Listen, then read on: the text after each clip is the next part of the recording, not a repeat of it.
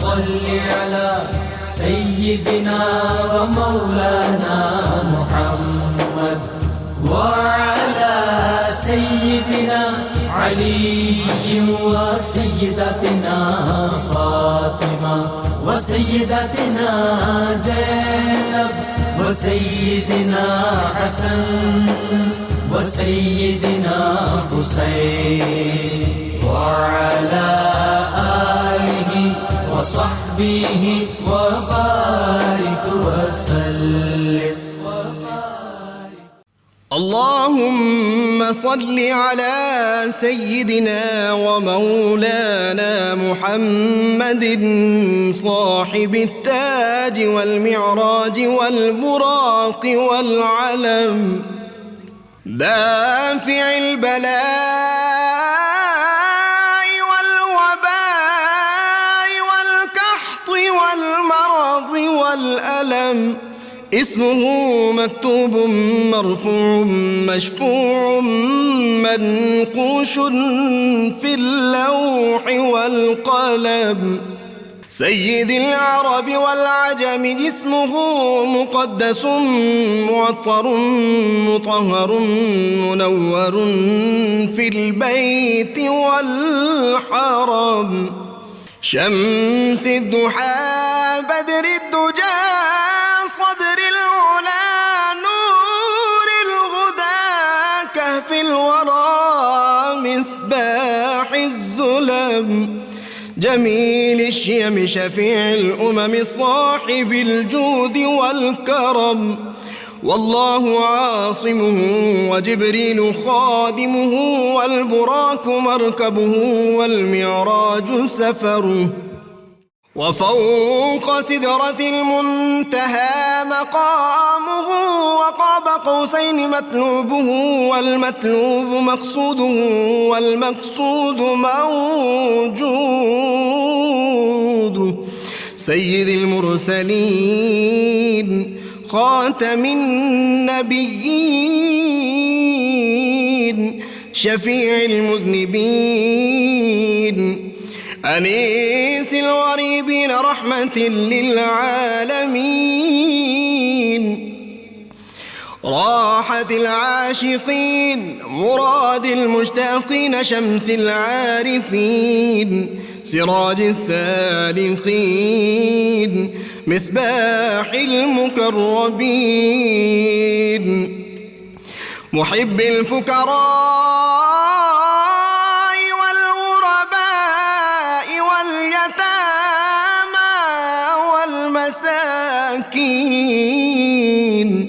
سيد الثقلين نبي الحرمين إمام القبلتين وسيلتنا في الدارين صاحب قاب قوسين محبوب رب المشرقين ورب المغربين جد الحسن والحسين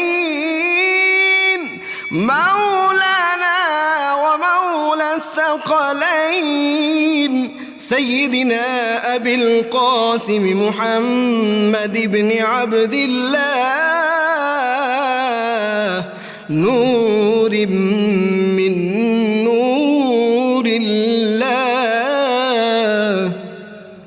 يا أيها المشتاقون بنور جماله بلغ العلا بكماله كشف الدجى بجماله حصنت جميع خصاله صلوا عليه وآله وأصحابه وسلموا تسليما وسيدنا حسن وسيدنا حسين وعلى बिस्मिल्लाहिर्रहमानिर्रहीम। अस्सलाम वालेकुम नाज़रीन, प्रोग्राम सुबह नूर के साथ आपका मेज़बान नज़ीर अहमद गाज़ी हाज़िर है। नाज़रीन इकराम, हज़रत अबू अनीस मोहम्मद बरकत अली साहब रहमहुल्लाह की मशहूर तालीफ़ अस्माउन नबील करीम सल्लल्लाहु अलैहि वसल्लम से एक इसमें मुबारक पढ़ने की सआदत हासिल कर रहा हूँ। सैयदना अल मुअल्लिमु सल्लल्लाहु अलैहि वसल्लम, हमारे सरदार तालीम देने वाले, दुरूद व सलाम भेजे अल्लाह आप सल्लल्लाहु अलैहि वसल्लम, आपकी आले पाक और आपके सहाबा किराम पर।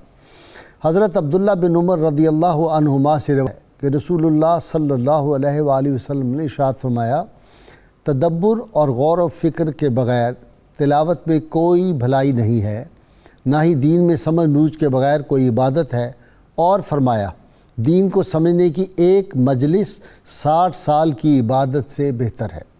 مزید آپ صلی اللہ علیہ وآلہ وسلم نے ارشاد فرمایا، اللہ تعالیٰ جس بندے کے ساتھ بھلائی کا ارادہ فرماتا ہے اسے دین کی گہری سمجھ عطا فرماتا ہے، اور اللہ تعالیٰ سے اس کے بندوں میں سے جو ڈرتے ہیں وہ علماء ہی ہیں۔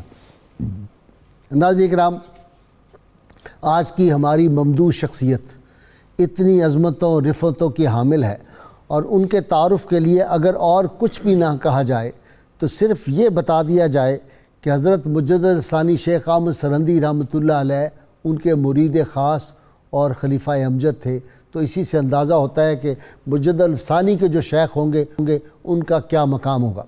سلسلہ نقشبندیہ کے اولیاء کرام کی خدمات دین اسلام کی ترویج و اشاعت کے لیے پوری دنیا میں اور بالخصوص بر صغیر پاک و ہند میں جس طرح دین اسلام کی انہوں نے حفاظت کی ہے، ورنہ شاہی درباروں نے تو دین اسلام کا حلیہ بگاڑنے کی پوری سازش کر دی تھی۔ دین الہی کا جو ایک فطرہ یہاں پہ کھڑا ہوا تھا اس کو دبانے میں جس طرح اولیاء نقشبند نے اپنا کردار ادا کیا، وہ ایک بے مثال اور لازوال ہماری تاریخ کا حصہ ہے۔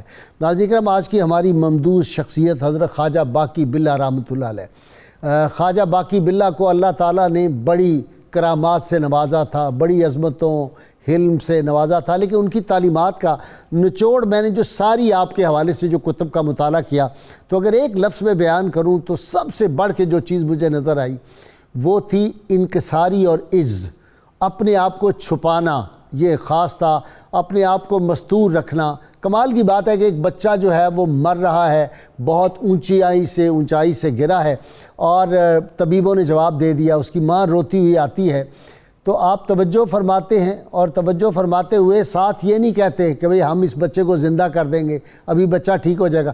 کہ طب کی ایک کتاب پاس پڑھی ہوئی تھی، وہ پکڑ کے پڑھنی شروع کر دی، اس میں سے نسخے پڑھے، اور اس کے بعد اس سے کہا تمہارا بچہ اچھا ہو جائے گا، یعنی وہ طب کی کتاب کی طرف توجہ کی اور کہا کہ اللہ تعالیٰ اس کو ٹھیک کر دے گا۔ تو ہر بات جس میں کوئی کرامت کا ظہور ہوتا تھا ان سے، تو وہ اپنے آپ کو حضرت چھپایا کرتے تھے، یہ ایک خاص بات تھی۔ دوسری، مخلوق خدا کی خدمت ان کی زندگی میں ہمیں نظر آتی ہے، اور انکساری اور عز کا یہ عالم ہے، کسی شاہی دربار میں نہیں کبھی گئے بلانے کے باوجود، اور اس وقت ابراہیم خان خانہ نے 1 لاکھ روپیہ اس وقت کا بھیجا، جو آج کے دور میں کم از کم 10 ارب روپیہ بنتا ہوگا، اور اس کے باوجود آپ نے وہ واپس کر دیا، اور رزق حلال پہ آپ نے ساری زندگی بہت زیادہ توجہ کی۔ اور خواجہ باقی باللہ اور نان بھائی کی تو بات میں کئی مرتبہ سنا چکا ہوں کہ جب اس نے بہت خدمت کی، آپ خوش تھے، آپ نے کہا مانگو کیا مانگتے ہو، اس نے کہا مجھے باقی باللہ بنا دے، تو آپ نے کہا کہ دیکھ لو میاں یہ بڑے مشکل مرحل ہوتے ہیں۔ جب اس نے ضد کی تو آپ اندر لے کے حجرہ مبارک سے اس کو سینے سے لگایا، جب باہر آیا تو لوگ پہچان نہیں سکے کہ اصل باقی باللہ کون سے ہیں، اور پھر اس آدمی کا انتقال ہو گیا، وہ ان انوار کو سنبھال ہی نہیں سکا۔ اسی طرح بڑا مشہور واقعہ ہے کہ ایک دفعہ ایک ان کے جو مرید تھے، انہوں نے ان کی خدمت میں یہ فالودہ بھیجا، تو رات کا وقت تھا، تو آپ نے کسی خادم کو نہیں اٹھایا، دروازے پہ دستک ہوئی، باہر نکلے، آپ نے دیکھا اس کی طرف توجہ سے، اور آپ نے کہا اچھا تم تو ہمارے ساتھ آ گئے، بس اتنا کہنا تھا تو اس پہ وجد کی ایک کیفیت طاری ہو گئی اور وہ بے ہوش ہو گیا تھا، لیکن آپ نے کبھی اظہار نہیں کیا، اپنی زبان سے نہیں کہا۔ آپ کی تعلیمات اور آپ کو جو فیضان تھا خاص طور پہ، وہ ویسی نسبت بھی آپ کو حاصل تھی۔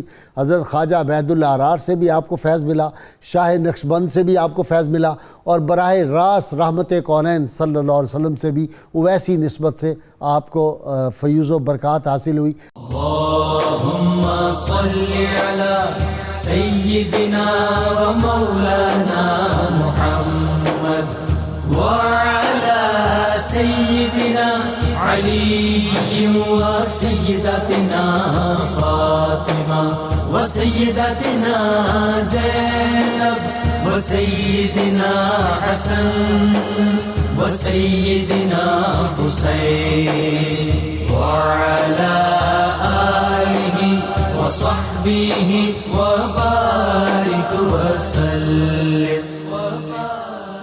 اللہم صلی علی سیدنا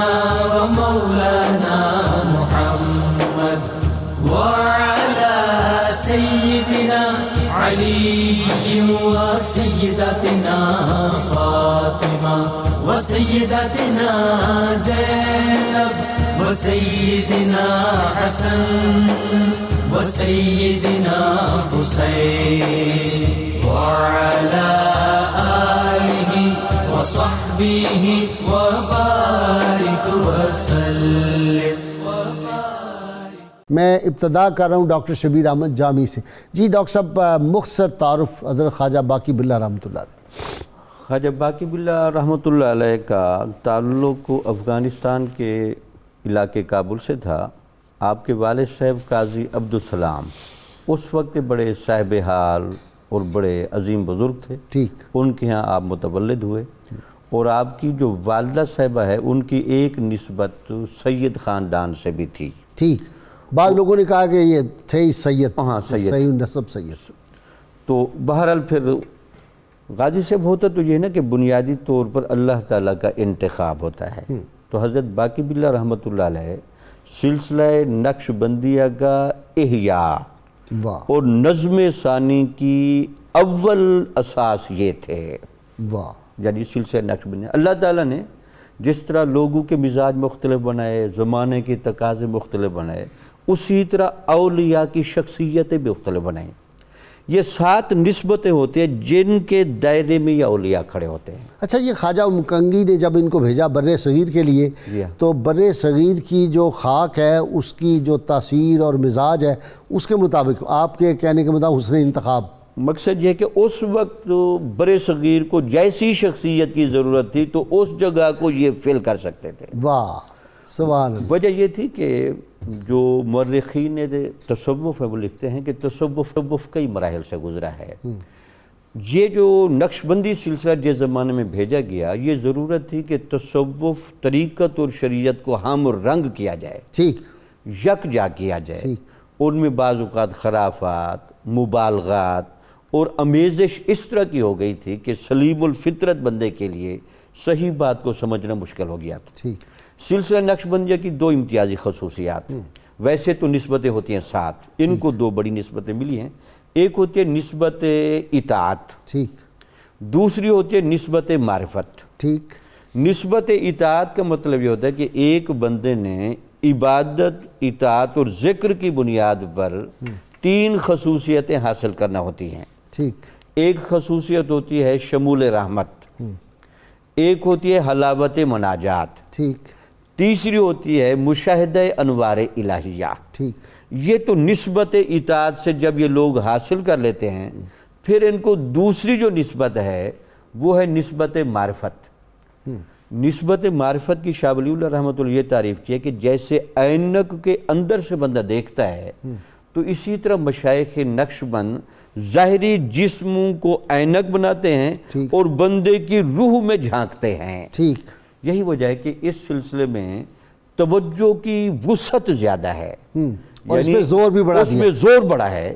یعنی اس میں کہہ لیں کہ تھوڑا اس حوالے سے ان میں سخاوت ہے کہ ایک بندہ جو مجاہدے اور ریاضت کی بنیاد پر کہیں جذب میں جاتا تو یہ جذب کو کرنٹ شروع میں لگا دیتے ہیں تاکہ اس کے لیے ریاضات کرنا آسان ہو جائے. خود آپ کی زندگی بھی اچھا صاحبزاد صاحب، ان کی زندگی ہم دیکھتے ہیں کہ 3 برس آپ نے یہاں گزارے ہیں، اور 3 برس میں 30 برس کا سفر طے کیا ہے، بلکہ میں کہوں 3 صدیوں کا سفر طے کر دیا. جی تعلیمات آپ کی. جی بسم اللہ الرحمن الرحیم. حضرت خواجہ باقی باللہ رحمۃ اللہ علیہ کی جب حیات و تعلیمات کو ہم دیکھتے ہیں تو 3 چیزیں ہمیں نظر آتی ہیں: قلت عام، قلت منام، قلت کلام. ٹھیک. اور یہ چیزیں ایسی آپ کی ذات میں اور آپ کی حیات مبارکہ میں تھیں. یعنی آپ کے معمولات اگر آپ دیکھیں تو روزانہ رات میں 2 کلام پاک مکمل فرماتے تھے. اللہ. پھر تہجد کی نماز ادا فرما کر 120 مرتبہ سورہ یاسین تلاوت فرماتے تھے. سبحان اللہ. پھر فجر کی سنتیں ادا فرمانے کے بعد 41 مرتبہ سورہ مزمل کی تلاوت فرماتے تھے. پھر فجر کی نماز ادا کے بعد مختلف اوراد و وظائف، اور اس کے بعد بہت قلیل وقت میں آپ نیند کر کے اور پھر بیدار ہوتے تھے اور پھر مخلوق خدا کی خدمت میں لگ جاتے تھے. اور اس کے بعد کیفیت یہ تھی کہ جو بھی آپ کے پاس آتا تھا آپ ایک نظر ڈالتے تھے، تزکیہ نفس اور تصفیہ قلب اس کا فرما دیا کرتے تھے. واہ. جس طرح کہ حضرت نے فرمایا کہ اس اینک سے وہ دیکھتے ہیں تو ان کی نگاہ جو ہے وہ ایکس رے کا کام کرتی ہے. ٹھیک، کہ جس طرح ایک سرے کے اندر کی چیز جو ہے وہ نظر آ جاتی ہے. تو اگر آپ دیکھتے کہ کسی کے قلب میں کوئی گناہوں کی آلودگی، کوئی سیاہی ہے، تو اپنی نظر مبارک سے ہی اس کو دور کر دیا کرتی تھی. اچھا ایک بات ہے، کبھی کسی کا پوائنٹ آؤٹ نہیں کرتے تھے کسی کی کمی، کوتاہی، غلطی، جی نہیں، گناہ گار کی، بلکہ اپنے مریدوں کو بھی کہتے تھے کہ بھئی تمہاری نظر گناہوں کی طرف ہی کیوں جاتی ہے، اس کی خوبیوں کی طرف جانی چاہیے. گناہ اپنے دیکھو، خوبیاں دوسرے کی دیکھو. اصل میں بزرگان دین کی تعلیمات یہی ہیں. اب دیکھیں، اگر آپ کسی کو اسی وقت ڈانٹ دیں اس کی غلطی پر، وہ شرمندہ ہو جائے گا، یہ سب کے سامنے اس کو اگر اس طرح کر دیا جائے. لیکن آپ کی تعلیمات کیا تھیں کہ ان کی حوصلہ افزائی فرماتے تھے کہ ان کی غلطیاں بھی کم ہو جائیں، ان کے گناہ بھی مٹ جائیں، اور ان کو نیکی کرنے کا جذبہ اس کے اندر پیدا ہو جائے. سبحان اس طریقے سے آپ نے تبلیغ فرمائی. اور تبلیغ کا انداز یہ تھا کہ آدمی خود بخود نیکی کی طرف راغب ہو جاتا تھا. ٹھیک، یعنی اس کو محسوس بھی نہیں ہوتا تھا کہ میں نیکی کی طرف جا رہا ہوں، اور خود بخود گناہوں سے تائب ہو کر اور رجوع اللہ ہو جاتا تھا. واہ تو اصل یہ آپ کی صحبت بافیض کا اثر تھا واہ. کہ جو بھی وہاں پر آیا وہ جو تھا وہ کامل بن کے طیبہ سے منگائی جاتی ہے، سینوں میں چھپائی جاتی ہے. توحید کی میں ساغر سے نہیں، نظروں سے پلائی جاتی. صاحبزادہ احمد علی صاحب، عصری معنویت، وہ دور کیسا تھا؟ اس دور میں کیسے آدمی کی ضرورت تھی، اور پھر وہ آدمی آیا اور اس نے کیا کمال دکھایا؟ بسم اللہ الرحمن الرحیم. غازی صاحب، میرے خیال میں حضرت خواجہ باقی باللہ رحمۃ اللہ علیہ کو صحیح معنوں میں ہم نے آج تک ایکسپلور ہی نہیں کیا. ٹھیک، ان کی ذات گرامی کا آپ نے جو بنیادی تعارف کروایا، وہ تو خیر ایک بہت بڑا منصب ہے. حضرت مجدد کا قاری ہونا کم درجے کی بات نہیں ہے. حضرت مجدد کا صحبت نشین ہونا بہت بڑا درجہ ہے، اور ان کا شیخ ہونا تو ہمارے وہم و گمان سے بھی یہ چیز باہر ہے. سبحان اللہ. لیکن ایک شخص ہے جو 1563 میں پیدا ہوتا ہے، ٹھیک، 1603 میں انتقال فرماتا ہے. 40 سال کی زندگی ہے. اتنی مختصر. اس 40 سال کی زندگی میں اس نے والدین کے ہاں پرورش بھی پائی ہے، بڑا بھی ہوا ہے، اس نے علم بھی حاصل کیا ہے، اسفار کیے ہیں. کون سا ملک ہے جو حضرت خواجہ باقی باللہ نے نہیں پھر چھوڑا؟ واہ. کون سے شیوخ ہیں جن کی خدمت میں وہ جا کے نہیں بیٹھے؟ واہ. کہاں کہاں سے انہوں نے اپنے پیمانہ طلب کو لبریز کرنے کی کوشش و کاوش نہیں کی؟ سبحان اللہ. اس 40 سال میں وہ آپ کہہ سکتے ہیں کہ جیسے کہا جاتا ہے کہ history of humanity is history of migration. Khwaja Baqi Billah رحمۃ اللہ علیہ مسلسل ہجرت میں رہے ہیں، مسلسل سفر میں. سیر و فلاد کی عملی تفسیر، اس کی عملی تفسیر ہے. سکوت نہیں ہے، سکون نہیں ہے. ہر وقت وہ، جیسے اقبال نے کہا ہے کہ فقیر کا ہے سفینہ ہمیشہ طغیانی، وہ ہمیشہ اس کے عملی تصویر رہے ہیں. ٹھیک. پھر اس عرصے میں ان کی جو والدہ کی دعا ہے ان کے لیے، وہ کہتی ہیں کہ یا اللہ میرا یہ بیٹا تیرے سوا ہر ایک سے آزاد ہے، واہ. اور اس نے اپنی شباب کی ہر لذت سے کنارہ کشی کر لی ہے. سبحان اللہ. یہ تیری طلب میں چل پڑا ہے، تو اس کی مراد کو پورا فرما دے. سبحان اللہ. اور مراد کیا تھی؟ مراد وہی تھا، سبحان اللہ، مطلوب ذات حق حقیقی، تھی. ذات حق تھی ان کی مراد. اور ایک چیز جو مجھے سمجھ آئی کہ ان کے جو والد گرامی تھے قاضی عبدالسلام، وہ ایک کھاتے پیتے شخص تھے. کابل میں ان کی بہت بڑی عزت تھی، بڑا ان کا فیضان تھا، نہ صرف علمی حوالے سے بلکہ روحانی حوالے سے بھی بہت احترام تھا.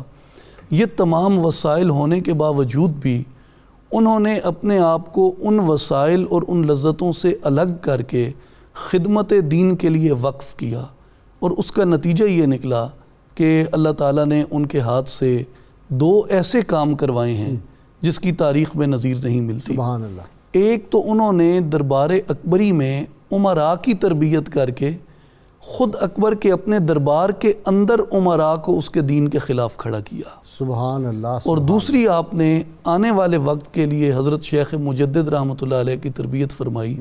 اور کتنا عرصہ حضرت مجدد ان کے ساتھ رہے ہیں؟ میرے خیال ہے 2 ماہ اور کچھ دن کا عرصہ بنتا ہے.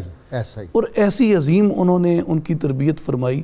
میں یہ سمجھتا ہوں کہ نہ صرف ان کے زمانے میں بلکہ سارے معرفت کے جو کلزم تھے وہ لگتا ہے ان کے سینے میں اڈیل دیے، ان کے سینے میں اتنے مختصر وقت میں. ایک آپ کی ربائی، اگر ایک ربائی سامنے رکھ لیں، وہ تو پورا ان کا دفتر ہے رباعیات کا. ان کی ایک ایک ربائی کے اندر ایسے ایسے جواہر پنہا ہیں، ایسے ایسے موتی پنہا ہیں. حضرت شیخ مجدد رحمۃ اللہ علیہ نے ان پہ حاشیہ لکھا ہے، ان کی شرح لکھی ہے. آپ کا رسالہ عرفانی دیکھ لیا جائے، آپ کا رسالہ طریقت دیکھ لیا جائے، آپ سے منسوب ایک تفسیر بھی ہے.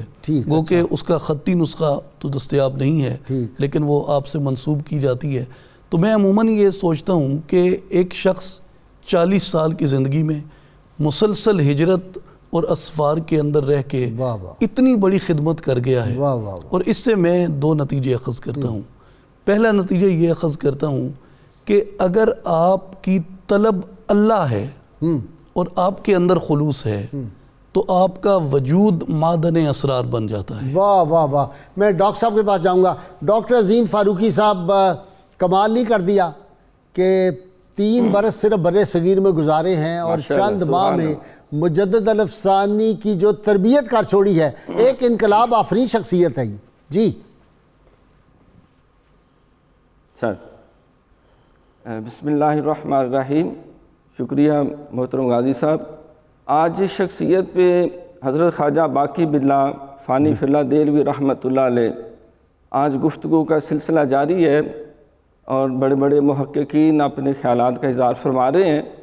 تو اگر آپ مجھ سے پوچھ رہے ہیں تو میں یہ عرض کروں گا کہ خواجہ باقی باللہ دہلوی رحمۃ اللہ علیہ آپ سنت اور شریعت کا ایسا خوبصورت مرکہ تھے. آپ مجسم چلتے پھرتے سنت اور شریعت کی ایک ایسی تصویر تھے جس کو دیکھ کر نہ صرف آپ کے دور کے بڑے بڑے محققین، بڑے بڑے صوفیاء، علماء اور عمائدین حکومت، شہزادے اور شہزادیاں وہ اپنے راستوں کا تعین کرتے تھے، بلکہ آج کے دور میں بھی، بلکہ قیامت تک آنے والے ہر مسلمان کے لیے آپ ایک رول ماڈل ہیں. آپ کی سیرت طیبہ کو بچپن سے لے کر زندگی کے آخری دن تک اگر ہم مطالعہ کرتے ہیں تو آپ سنت اور شریعت کے سانچے میں اس خوبصورت طریقے سے آپ ڈلے ہوئے ہیں کہ آپ ہمارے لیے رشد و ہدایت کا ایک بہترین ذریعہ ہیں. حضرت خواجہ باقی باللہ دہلوی رحمۃ اللہ علیہ آپ کی ولادت باسعادت یقیناً ایک مذہبی گھرانے میں ہوئی. آپ کے والد محترم حضرت سیدنا فاروق اعظم رضی اللہ تعالیٰ کی آل اولاد سے تھے، لیکن جو تعلیم و تربیت کے جتنے مراحل آپ نے پریکٹیکلی طے کیے، آپ نے بالکل 10 سال کی عمر میں پورا قرآن مقدس حفظ کیا. آپ کے علاقے کے جو سب سے بڑے بزرگ تھے حضرت شیخ صادق حلوائی رحمۃ اللہ علیہ، ان سے زانو تلمذ طے کیا. پھر اپنے شیخ کی صحبت کے ساتھ ساتھ اپنے استاد کے ساتھ آپ ماوراء النہر سمرقند تشریف لے گئے. خواجہ بیت اللہ ہرات جو اپنے زمانے کے بہت بڑے جلیل القدر اولیاء کے امام، اور حضرت عبد الرحمن جامی کے جو آپ پیر و مرشد بھی ہیں، آپ کی صحبت میں رہے. عبداللہ بلخی کی مجلس و صحبت میں بیٹھے، اور پھر تحصیل علم کے لیے جتنی اس عمر میں کوشش ہو سکتی تھی آپ نے دلی کا سفر کیا. آپ لاہور بھی تشریف لائے. آپ کشمیر کے اندر جا کر بابا ولی شاہ ان کی خدمت میں بھی رہے. جہاں جہاں سے تحصیل علم و عرفان ہو سکتا تھا، دینی علوم، دنیاوی علوم، ہر اعتبار سے آپ نے اپنے آپ کو مکمل کرنے کی کوشش کی. اور بابا فقیر محمد جو ہے وہ ہدایت الحنفیہ کے اندر اس بات کا اعتراف کرتے ہیں کہ حضرت خواجہ باقی باللہ دہلوی رحمۃ اللہ تعالیٰ علیہ آپ علم قرآن میں بھی ماہر تھے، علم حدیث میں بھی ماہر تھے، علم فقہ میں بھی ماہر تھے، اور اللہ تعالیٰ نے آپ کو ایسا ایک قلب تطہیر عطا کیا تھا، پاکیزہ قلب عطا کیا تھا کہ آج شریعت اور طریقت دونوں کے مرکہ تھے، مجموعہ تھے.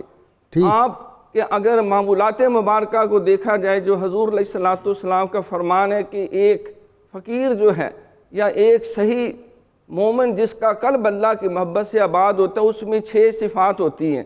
سب سے پہلے یہ کہ وہ کم کھاتا ہے، پھر کم بولتا ہے، پھر کم سوتا ہے، پھر جو ہے وہ قرآن مقدس کو سمجھ کے پڑھتا ہے، اور پھر تنہائی میں بیٹھ کر وہ اپنے اعمال کا محاسبہ کرتا ہے، اللہ کے آگے روتا ہے. ڈاکٹر صاحب بہت شکریہ، بہت شکریہ. آپ سے بات ہوتی رہے گی. میں ذرا ڈاکٹر جامی صاحب، 8 اصطلاحات ہیں بنیادی جو حضرت خواجہ عبد الخالق غجدوانی رحمۃ اللہ علیہ نے، اور 3 جو ہے کہتے ہیں کہ وہ حضرت شاہ نقشبند رحمۃ اللہ علیہ جو ہیں انہوں نے دی ہیں. ہوش در دم، نظر بر قدم، سفر در وطن، خلوت در انجمن، یاد کرو باز گشت، نگاہ داشت یاداشت، وقوف زمانی، وقوف عددی، وقوف قلبی. اور پھر 3 بنیادی اصول سلسلہ نقشبندیہ کے: ذکر، مراقبہ اور رابطہ. اس پہ ذرا کچھ بتائیں. غازی صاحب، بنیادی طور پر یہ جو آپ نے اصطلاحات بیان کیے، ان اصطلاحات میں گویا کہ تصوف کا سلیبس ہے یہ ان کا. اچھا. یعنی مقصد یہ ہے کہ صوفیہ نے ہمیشہ جو طالب حق آ رہا ہے اس کے اندر 3 خامیاں ہوتی ہیں. ایک تو ہوتی ہے حب دنیا، ایک ہوتی ہے حب شہوات، حب جاہ، حب جاہ، اور ایک ہوتی ہے حب، یہ کیا کہہ لیں، شہوات. حب شہوات، حب انا اور حب دنیا. اور وہ ان میں اٹا ہوتا ہے، اس کو اپنی نگاہ بصیرت سے پہچان کر نکالنا ہوتا ہے. ٹھیک. تو اس کے نکالنے کا رذائل کو خسائل میں بدلنا ہوتا مسائل ہے. میں بدلنا ہوتا ہے. اس کے لیے سب سے پہلے تو یہ دیکھنا ہوتا ہے کہ اس کو پہلے خود منظم کیا جائے.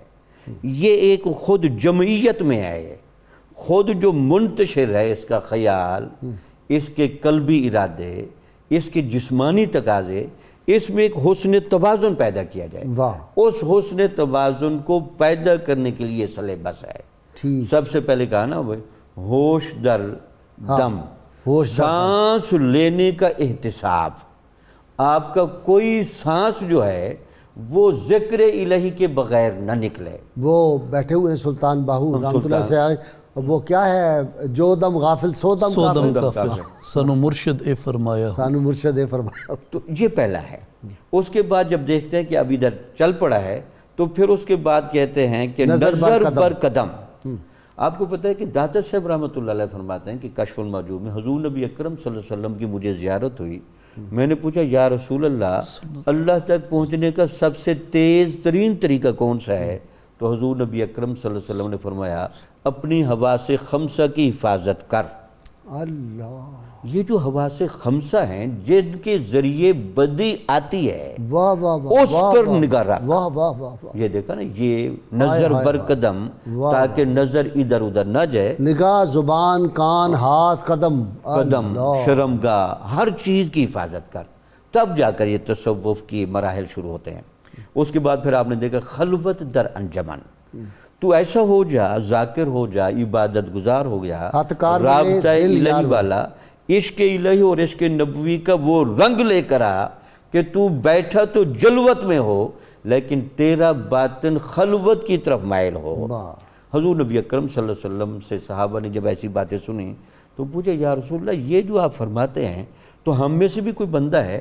تو آپ نے فرمایا آپ کے کئی ساتھی ایسے ہیں، ان میں ایک سیدنا ابو بکر صدیق ہیں. وہ دیکھنے میں ہوتے تو یہی ہیں لیکن یہ بندہ اصلاً عرش و جنت میں ہوتا ہے. اللہم صلی علی سیدنا و مولانا محمد وعلی سیدنا علی و سیدتنا فاطمہ وسيدتنا زينب وسيدنا حسن وسيدنا حسين وعلى آله وصحبه وبارك وسلم.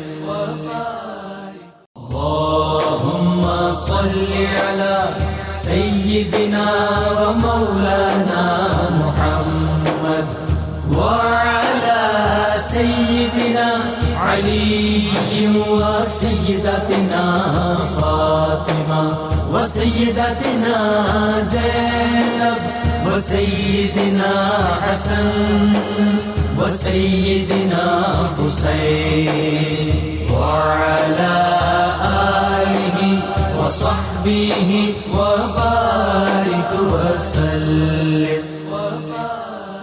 صاحبزادہ صاحب، ذکر جو ہے اس میں ذات اور ذکر نفی اسبات، اس پہ بہت زیادہ زور آپ نے دیا ہے. حضرت خواجہ باقی باللہ رحمۃ اللہ اور حضرت مجدد پاک نے بھی پھر اس کو آگے چلایا، اور پھر سلطان الاذکار آپ کے بھی بزرگوں نے یہی کیا. بنیادی طور پہ یہ ہے کہ ذکر سے بندے کی جو روح ہے اس کو غذا ملتی ہے، اور روح تقویت پاتی ہے۔ ٹھیک۔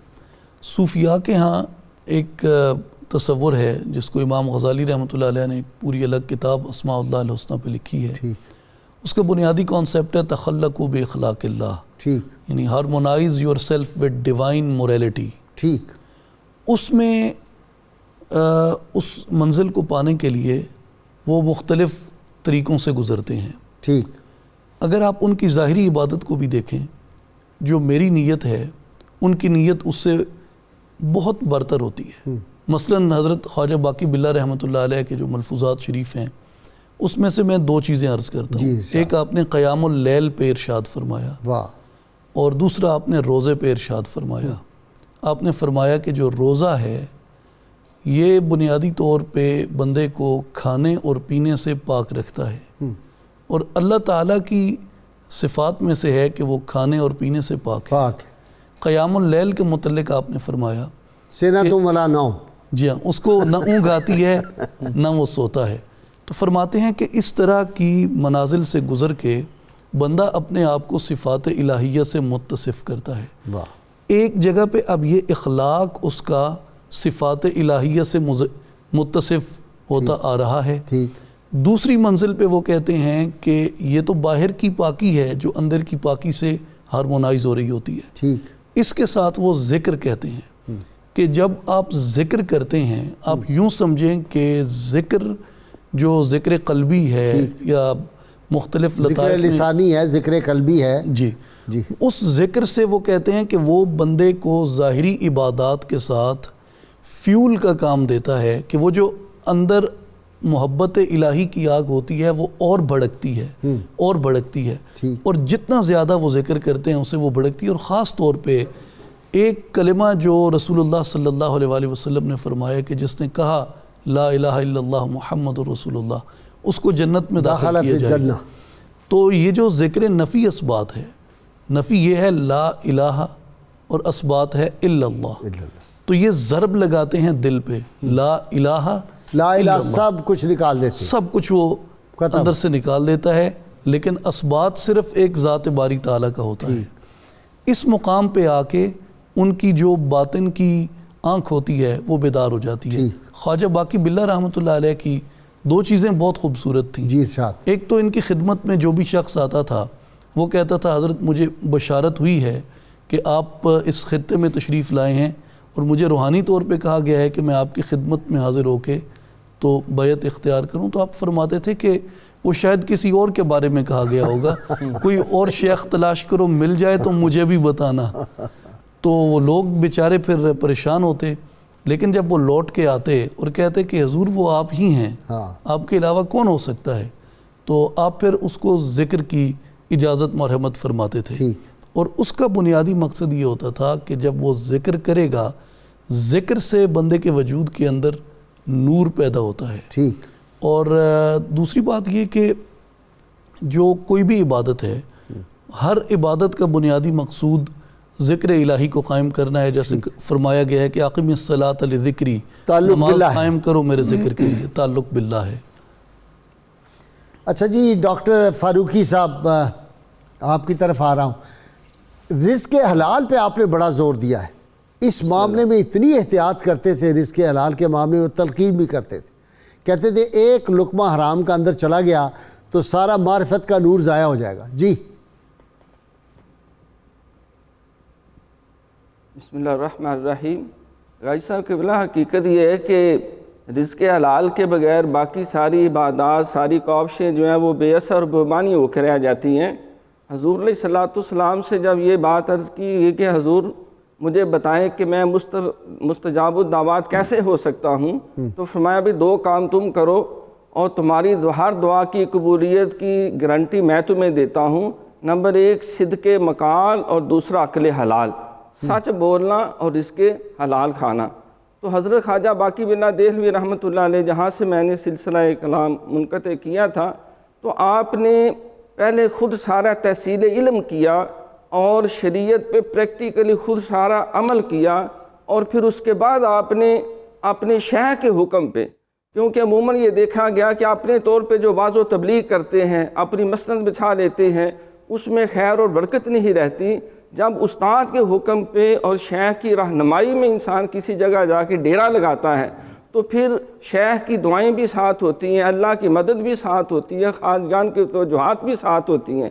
تو خواجہ کنگھی رحمۃ اللہ علیہ کے حکم پہ جب آپ نے دہلی میں ہندوستان میں آ کے ڈیرا لگایا تو آپ کے اس شیخ کی دعا کی یہ تاثیر تھی کہ آپ نے اس وقت کے حکمران جو تھے ان کی بھی اصلاح فرمائی، صوفیاء کرام ان کو بھی راہ راست پہ لائے، اور علماء دین جو تھے جب آپ وہاں تشریف فرما تھے تو آپ کا شہرہ سن کے شیخ عبدالحق مقدس دہلوی رحمۃ اللہ علیہ کو حضور غوث الاعظم خواب میں ملے اور انہوں نے کہا کہ تم بھی وہاں جاؤ اور خواجہ باقی باللہ دہلوی سے بیعت کرو، ان کی مجلس صحبت میں بیٹھو۔ پھر دیکھیں آپ کس مرتبے پہ فائز تھے، آپ کے جو 7 خطوط جو آپ نے خواجہ باقی باللہ دہلوی کو لکھے، پروفیسر خلیق نظامی صاحب نے بڑی تفصیل سے اس کے اوپر گفتگو کی کہ آپ اس وقت جو جلال الدین اکبر کے اوپر اس میں دین الہی کے پلیٹ فارم سے اس نے جو خرافات شروع کر دی تھیں، اس میں جس طرح آپ کا دل بے قرار اور پریشان تھا، اس میں مکمل رہنمائی آپ نے اپنے شیخ کریم سے دی۔ پھر حضرت مجدد الثانی رحمۃ اللہ علیہ آپ جیسا نابغہ روزگار جو آپ کی مجلس و صحبت میں آیا، پھر اس وقت کے جو بڑے بڑے جتنے حکمران تھے، شیخ فرید جو ہے، شیخ فرید کو، کلیج خان کو، صدر جہاں کو، پورے ایک طویل فہرست ہے جو آپ کے حلقہ صحبت میں پھر آئے۔ آپ نے ان کو جو بنیادی تعلیم وہ رزق حلال کی دی، صدق مقال کی دی، ان کو آپ نے سنت اور شریعت کے راستوں کے اوپر چلنے کی تعلیم دی۔ آپ نے احیاء سنت اور بدعات کے خاتمہ کے لیے جو جتنی تحریک مجدد الثانی اور بعد میں آج تک جو جاری و ساری ہے، اس کی حقیقت میں ساری بنیادیں خواجہ باقی باللہ دہلوی بہت شکریہ، بہت شکریہ ڈاکٹر صاحب۔ اللهم صل على سيدنا ومولانا محمد وعلى سيدنا علي وسيدتنا فاطمة وسيدتنا زينب وسيدنا حسن وسيدنا حسين وعلى آله وصحبه وبارك وسلم اللهم صل على سيدنا ومولانا محمد وعلى سيدنا علي وسيدتنا فاطمة وسيدتنا زينب وسيدنا حسن وسيدنا حسين وعلى آله وصحبه وبارك وسلم۔ ڈاکٹر جامی صاحب، ایک مشکل سوال کرنے لگا ہوں اور آپ تینوں کی طرف آتا ہے۔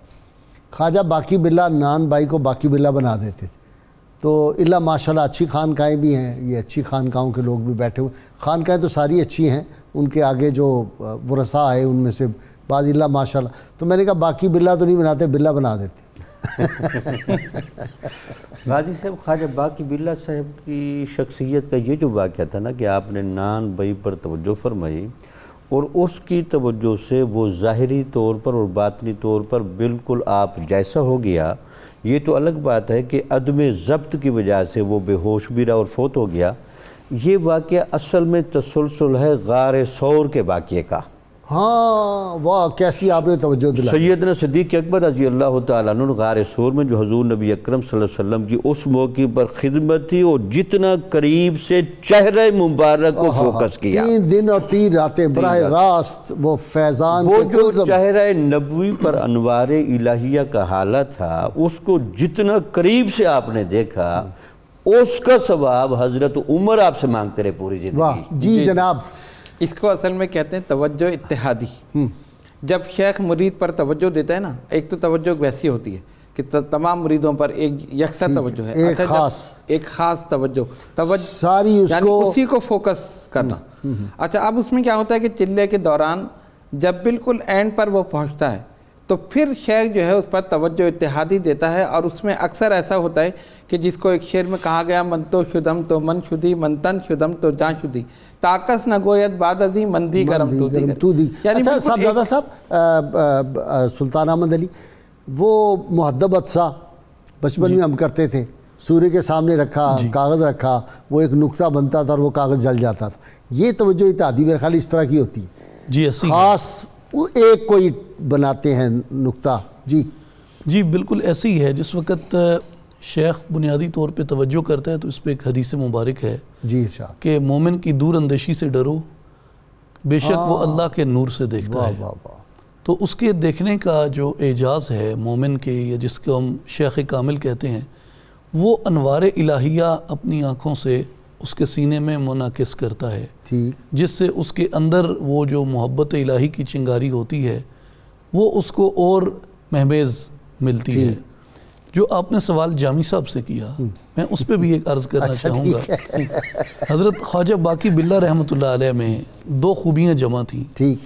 آپ عالم زادے تھے، ایک عالم کے قاضی کے بیٹے تھے. علم و بات جو کرے فقیری کافر مرے دیوانہ ہو، یہ آپ کے گھر کی تعلیم ہے. جی ایسی ہے. تو پھر یہ بلا بنانے والوں کو پہلے پڑھنا چاہیے. پہلے بالکل پڑھنا چاہیے. دو چیزیں قاضی صاحب بہت اہم ہیں حضرت باقی باللہ رحمۃ اللہ علیہ کے کردار سے جو ہم نتیجہ اخذ کرتے ہیں. ایک یہ کہ عالم اور قاضی کے بیٹے ہیں مگر معرفت و عرفان کو حاصل کیا، اور آپ کے والد گرامی عارف تھے، ایک عارف کے بیٹے تھے مگر علم حاصل کیا.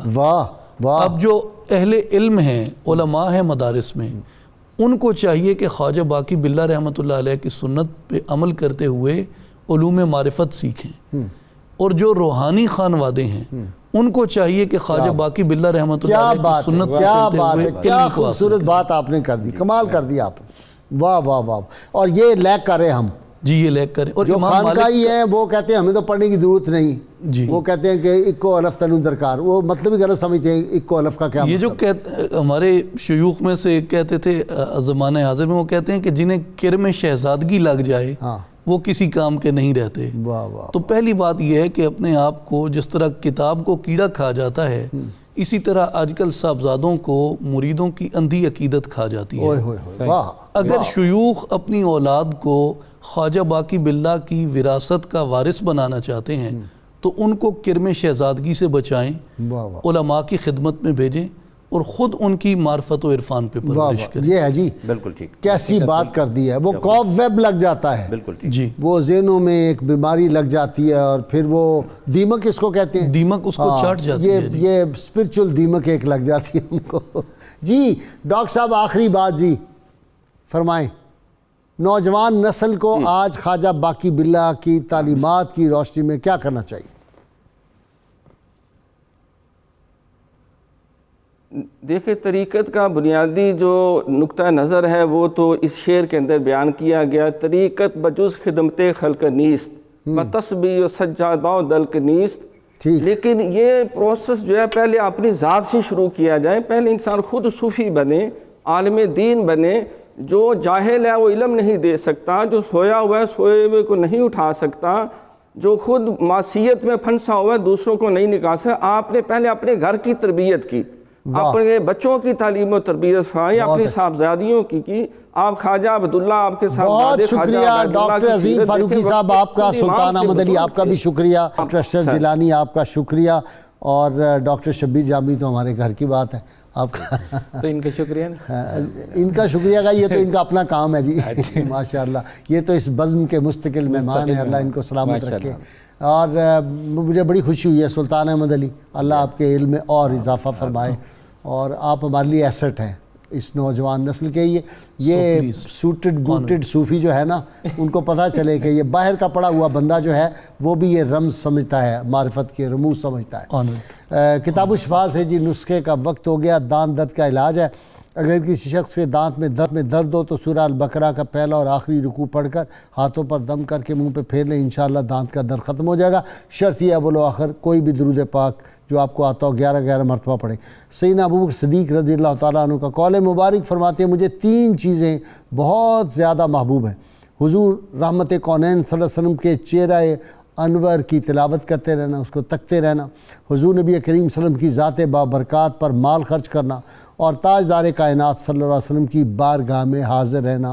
اللہم صلی علی سیدنا و مولانا محمد وعلی سیدنا علی و سیدتنا فاطمہ و سیدتنا زینب و سیدنا حسن و سیدنا حسین وعلی آلہ وصحبہ وبارک وسلم۔